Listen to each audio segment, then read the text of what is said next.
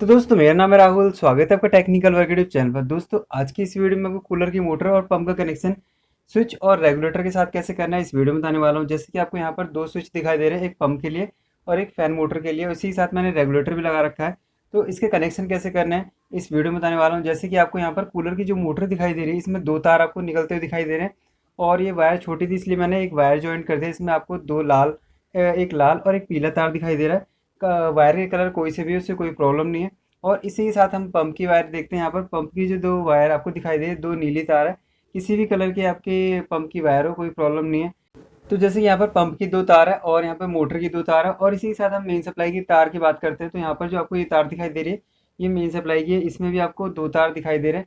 यहाँ पर एक लाल और एक काला है। कोई से भी कलर की वायर हो, उससे कोई प्रॉब्लम नहीं है। और यहाँ पर जैसे कि यहाँ पर मैंने समझाने के लिए मैंने दो स्विच लगा रखे हैं और रेगुलेटर इस टाइप से लगा रखा है ताकि आपको कनेक्शन अच्छी तरह से समझा सकूँ। अब बात करते हैं कनेक्शन का। तो हमें सबसे पहले क्या करना है, पंप की दोनों में से किसी भी एक तार को ले लेना है। कोई से भी कलर की तार हो, कोई दिक्कत नहीं। तो यहाँ पर एक तार ले लिया। इसके बाद मोटर की एक तार को ले लेना, कोई से भी कलर की वायर हो। तो देखिए यहाँ पर मैंने एक पंप की वायर और एक मोटर की तार को मैंने आपस में ज्वाइंट कर दिया। अब हमें क्या करना है, यहाँ पर जो मेन सप्लाई की तार है, दोनों में से किसी एक तार को इस तार के साथ में ज्वाइंट कर देना। देखिए मेन सप्लाई की मैंने इस ब्लैक वाली काले वाली तार को मैंने मोटर और पंप की एक तार से ज्वाइंट कर दिया है। अगर इस मेन सप्लाई की वायर में हम न्यूट्रल सप्लाई देते हैं तो मोटर और पंप को न्यूट्रल सप्लाई मिल जाएगी, डायरेक्ट मिल जाएगी। इस टाइप से कनेक्शन करना होता है। देखिए यहाँ पर मैंने मोटर और पंप के वायर को मैंने मेन सप्लाई की एक तार से कनेक्ट कर दिया। अब हमें क्या करना है, इसमें जो हमारा रेगुलेटर और स्विच है उसे हमें फेज सप्लाई देना है। तो यहाँ पर जब भी हम स्विच और रेगुलेटर को कनेक्ट करते हैं तो हमें फेज सप्लाई से कनेक्ट करना होता है। तो यहाँ पर देखिए आपको जो स्विच दिखाई दे रहा है, इसके नीचे वाले टर्मिनल पर हमें फेज सप्लाई कनेक्ट करना है और उसके बाद हमें रेगुलेटर का भी कनेक्शन करना है।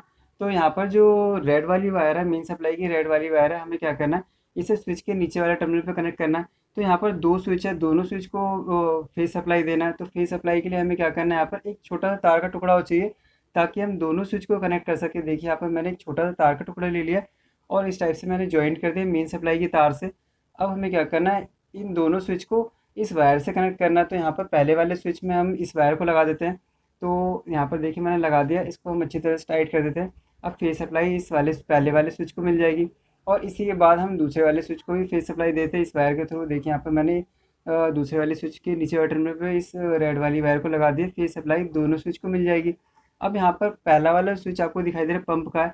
हमें क्या करना है, जो पंप का दूसरा वायर है स्विच के ऊपर वाले टर्मिनल पर लगा देना है। तो यहाँ पर देखिए पंप के कनेक्शन हो चुके हैं। जैसे हम स्विच को ऑन करेंगे पंप हमारा चालू हो जाएगा।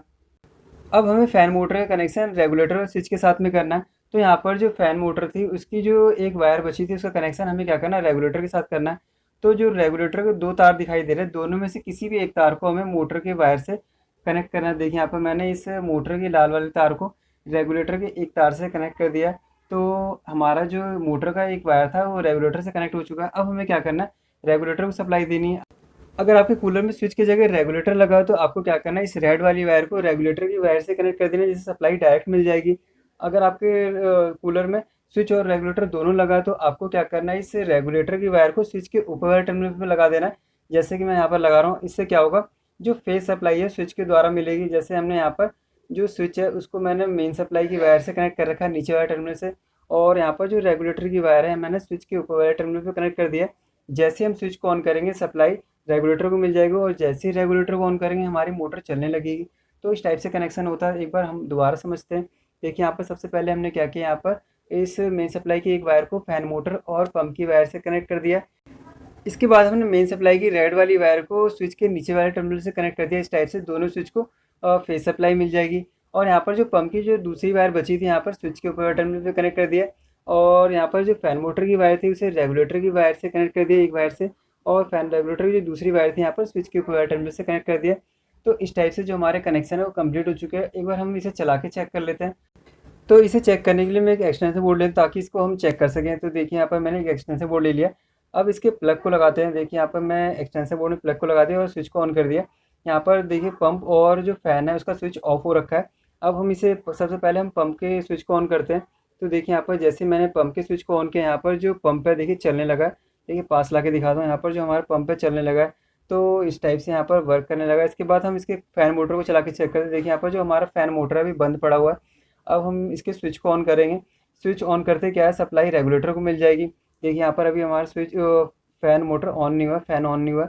अब हमें रेगुलेटर को ऑन करना है। जैसे ही रेगुलेटर को ऑन किया, यहाँ पर जो हमारा फ़ैन मोटर चलने लगा, तो इस टाइप से हमारा जो फ़ैन और जो पंप है दोनों ही चलने लगा। तो दोस्तों इस टाइप से आप भी अपने फ़ैन मोटर और पंप का कनेक्शन स्विच और रेगुलेटर के साथ कर सकते हैं। अगर आपको फिर भी कनेक्शन करने में प्रॉब्लम आ रही है तो आप कमेंट करके पूछ सकते हैं। दोस्तों अगर आपको वीडियो पसंद आई तो प्लीज़ इस वीडियो को लाइक कर देना। अगर आपने मेरे चैनल को सब्सक्राइब नहीं किया तो प्लीज़ मेरे चैनल को सब्सक्राइब कर देना। इस बेल आइकन को प्रेस कर देना जिससे नई वीडियो की नोटिफिकेशन आपको सबसे पहले मिल सके। मिलते हैं आपसे नेक्स्ट वीडियो में।